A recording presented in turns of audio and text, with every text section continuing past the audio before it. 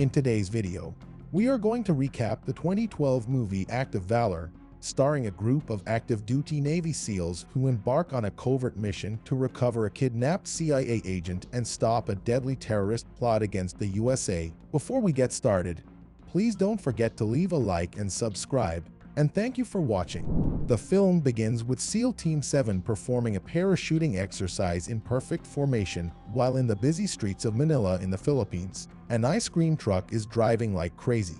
The mysterious man driving has captured the owner of the ice cream truck and keeps her a prisoner.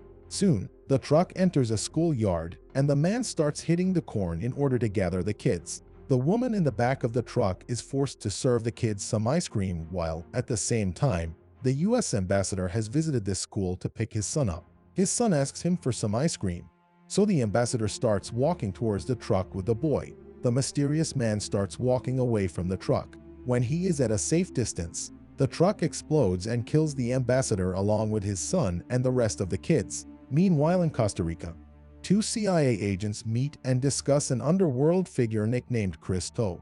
This narco boss makes big donations to the country in order to have a good relationship with authority figures such as politicians. The next day, the agents order some food, but instead of food, they are served bullets. The male CIA agent is killed while the female agent, Morales, is abducted and taken to a warehouse. The SEAL team is notified of the incident and they are called for duty.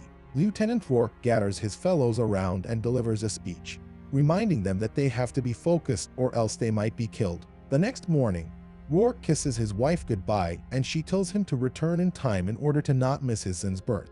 In the meantime, Cristo has a talk with Morales over the phone, wondering why the Americans are sticking their noses in his business. Morales claims she has no idea what he's talking about, but Cristo already knows who she is, so he orders his men to torture her until she speaks. Soon, the SEAL team is gathered and Chief Miller informs them of the situation.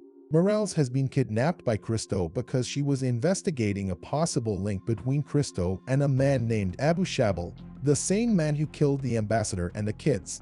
Their mission will be to infiltrate the camp where Morales is being held and save her. The team should assume that Morales will be in no condition to walk, which might affect the way they plan their mission. The team mounts a plane and they are ready to parachute in the middle of the camp. While they are getting ready, they crack some jokes with one another, demonstrating the close bond they have developed. The team eventually parachutes inside the camp and Rourke communicates with the center of operations via the radio. He is instructed not to make a move during the dark and to attack Cristo's men at dawn. In the meantime, two big helicopters arrive at the lake nearby and drop two boats near the camp. The boats are fully equipped with men and weapons and will provide cover in case the SEAL Team 7 needs it. While Rourke's team is waiting, they start hearing Morales screams as she is being tortured, so they decide to engage sooner. The boat teams are informed and they launch a small drone to be their eye in the sky. Jaime, the team's sniper, takes out a couple of guys while the rest of the team is cautiously moving through the camp.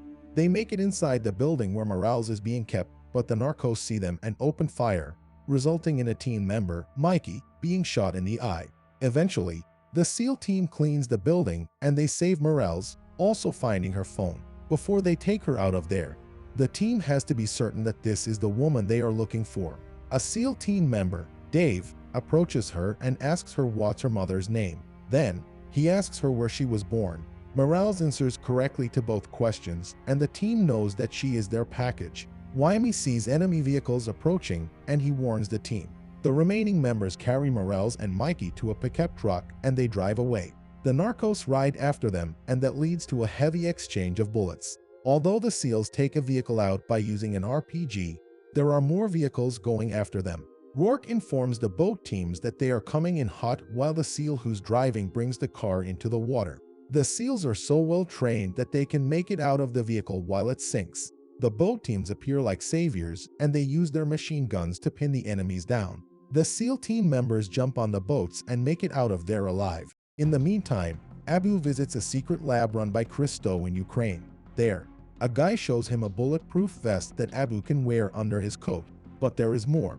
The guy shows him a vest full of explosives that can't be detected by any metal detector. Right next, Abu meets with Cristo, and as it appears, the two of them are childhood friends. Cristo reveals that he has the CIA on his tail, so he has decided to take his family and stay off the radar. That makes Abu angry because the two of them have a deal, but Christo reassures him that nothing changes in their business. Elsewhere, the SEAL team has made it on a large military ship.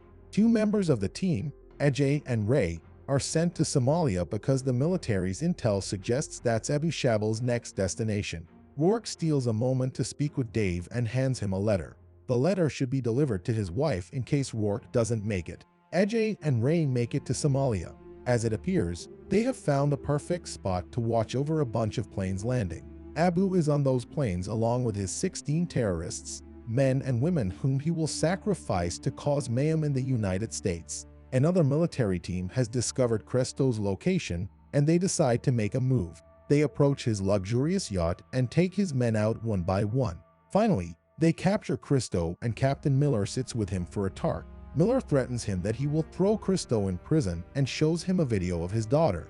Miller will not touch his daughter, but Christo won't be able to see her ever again.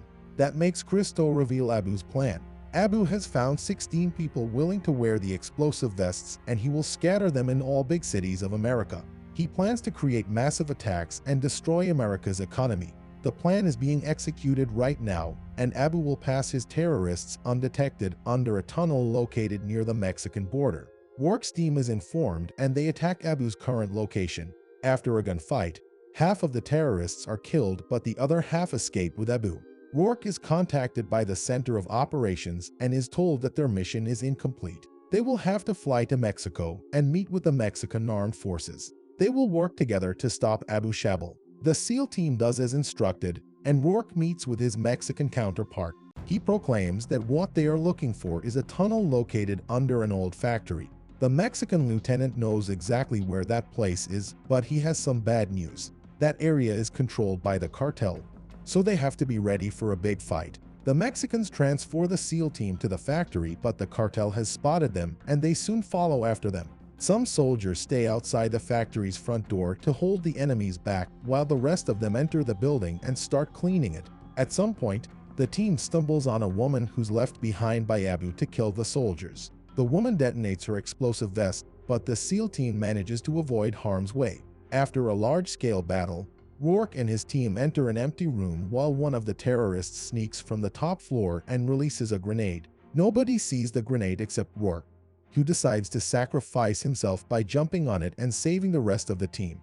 Rourke has no chance of surviving that hit, a fact that makes the team more dedicated. Soon, Dave finds Abu and his last terrorist moments before they enter the tunnel. He opens fire against them, but he has no cover, so Abu is able to shoot at him with an assault rifle. Although Dave is injured, he does his best to reload his pistol. With a blurry vision, he raises his hand and waits patiently until one of his enemies appears. Eventually, the remaining terrorist tries to run through the tunnel, but Dave takes some shots against him and drops him, stopping all of the terrorists. Abu is infuriated because his mission failed and gets the chance to charge towards Dave. As he is about to shoot him, another SEAL member, Sonny, appears and kills Abu with multiple shots. The mission is finally completed, and the team can return home.